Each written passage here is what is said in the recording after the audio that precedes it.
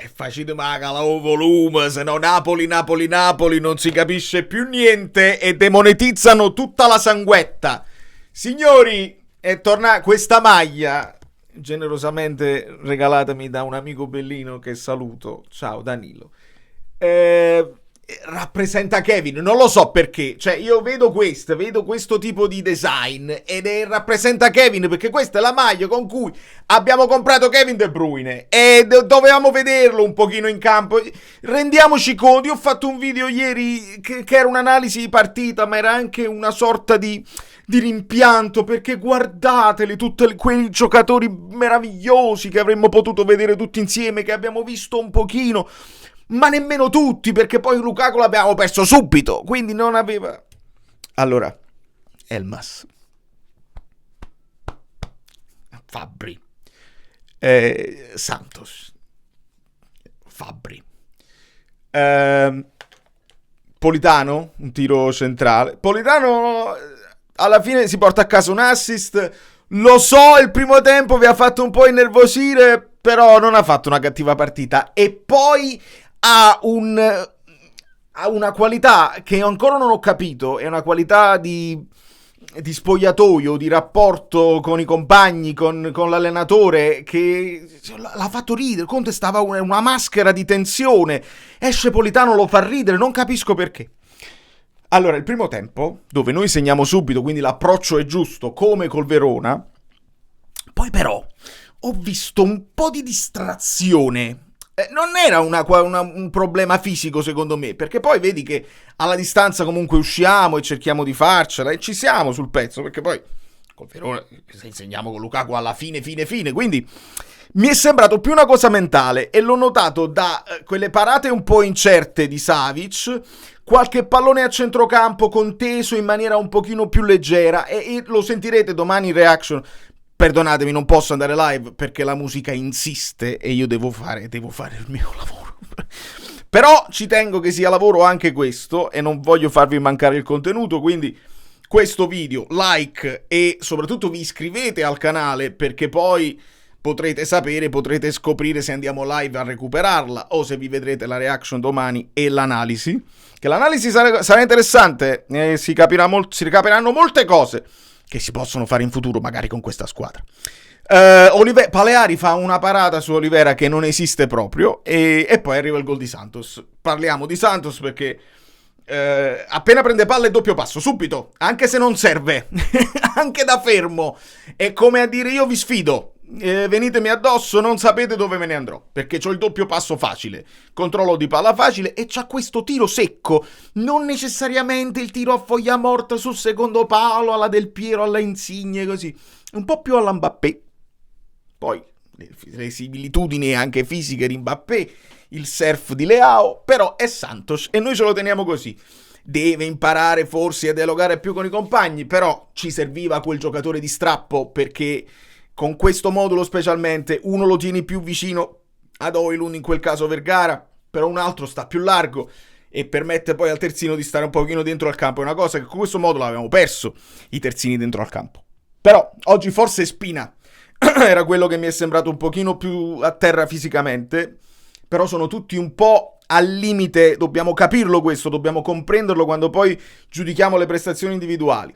Spina mi sembra non recuperato perfettamente, Vergara mi sembra che stia lavorando su un problemino anche lui e quindi meno impattante nei contrasti e nelle cose, poi gli riescono delle cose perché tecnicamente è meraviglioso. Che altro succede? Succede che Vlasic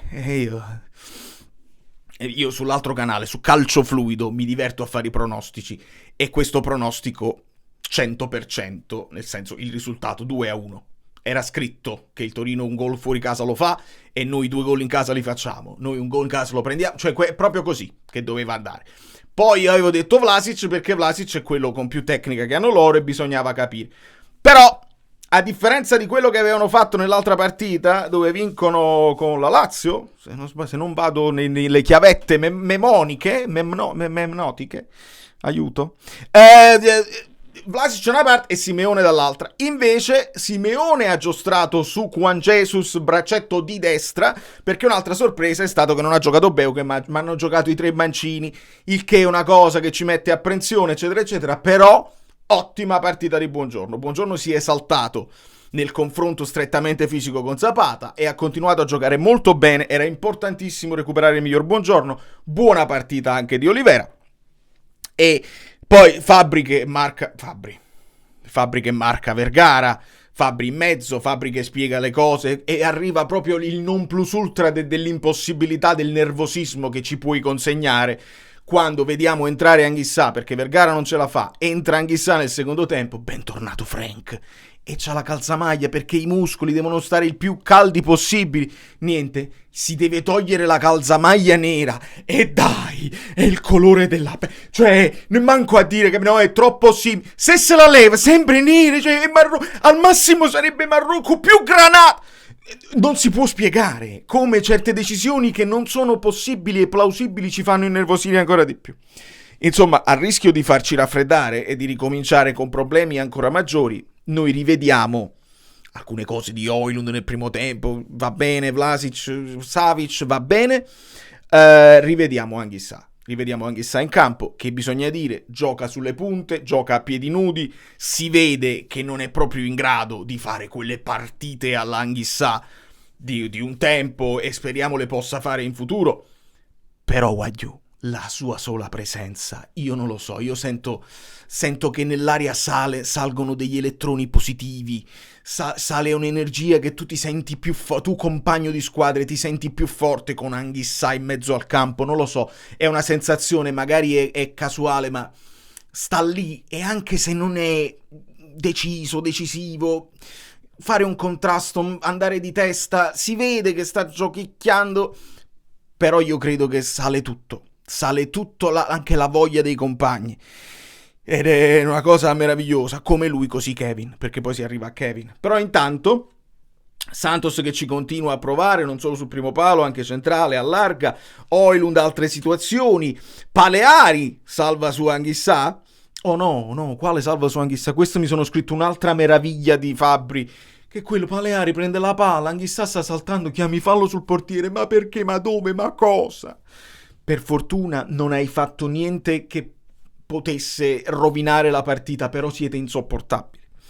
Buongiorno di testa deviato e poi arriva il gol di Elmas e poi c'è il gol di Elmas l'avete visto quanto era felice, lo avete visto che è un bambino tifoso del Napoli che ha segnato, è più napoletano di Vergara, io non ci posso pensare, perché poi anche lui nel giro di tutti gli ex che c'è Buongiorno, Savic, Zapata, anche Elmas è un ex e si poteva pensare, perché lui era grato al Torino di averlo fatto tornare in Italia, troppa la contentezza di aver segnato e quindi Elmas e io sono esploso, lo sentirete domani, perché se lo merita, perché si è fatto il cuore quadrato, se l'è fatto a centrocampo, poi entrando Anghissà lui si sposta un'altra volta, invece di spostarsi a sinistra si sposta a destra nella zona di Vergara e si mette a disposizione e fa una grande partita, ancora una volta, stavolta coronata anche dal gol. Best players Alisson Santos, e ci sta perché lo deve vincere. Poi c'è Steve Oliveira, c'è Steve Vlasic, c'è Steve Elmas non c'è, vabbè, va bene, non so cosa avete contro di lui. Gilmour molto bene secondo me, Politano, Angiolino centrale, poi arriva il gol onestamente casuale di Casadei da calcio d'angolo e là ovviamente ci prendiamo un pochino paura, perché se è vero che Elmas nel primo tempo ferma Simeone su un contropiede e fa un recupero su una palla che poteva diventare sanguinosissima, ringraziamo Juan Jesus che pure si è toccato dietro alla gamba e stavo venendo meno, ma fa un salvataggio su Adams che poteva essere 2-2 perché stava da solo davanti a Savic. Per fortuna la controlla un pochino male Adams e Juan Jesus tempestivo che butta sto pallone fuori. Sarebbe stata la fine dei giochi. E poi Kevin prova un tiro fuori, un tiro di sinistro fuori. Kevin lo hanno messo sotto punta a destra, che è una zona dove lui spesso ha giocato anche col City. Lì c'hai proprio quel cross che può scavalcare tutti i difensori e può magicamente ritornare sui piedi degli attaccanti. Højlund è uscito un po' corrucciato, secondo me voleva segnare, voleva dare continuità alle sue segnature. Però è giusto che si alternino, è giusto anche poter vedere Kevin con Lukaku in campo, si vede la leadership, si vede che poi quando il pallone comincia a scottare un po' di più ci sono loro che aizzano il pubblico, quindi bene, molto bene, onestamente molto bene. Complessivamente Savic così. Mi sono piaciuti i difensori, mi è piaciuto tutto il centrocampo. Spina, alla fine Spina entra nei 2 gol perché i 2 cross che arrivano, la spizzata di Politano, quindi si prende Politano, l'assist per Sara, tutti bene. Oriali è bellissimo e che bello, che rimpianti, che cosa pazzesca rivederli tutti insieme, gestire i minuti, non pensiamo di poterli, oddio, onestamente, a chissà si vede che probabilmente c'ha ancora fastidio, gioca sul fastidio. Io Kevin l'ho visto abbastanza bene. Proprio nell'andare a contatto con gli avversari, l'ho visto scattare. Ci ragionerei sulla possibilità di utilizzare De Bruyne anche dal primo minuto. Non dobbiamo esagerare e dovremmo far riposare anche Elmas a un certo punto, perché leggevo uno dei pochi, se non l'unico, che non è mai stato infortunato, e non è vero, perché anche questa statistica l'avete un pochino inventata per far parlare la gente, ma va bene così, non possiamo convincere nessuno. Da New York vado a suonare, Valerio Fluido è tutto, tu ne stavi per combinare un'altra delle tue, ma non ha importanza perché siamo stati più forti noi e va bene così. Lasciate i like, non per lui, non è per me, è per creature, insomma. Sal, bravo Sal.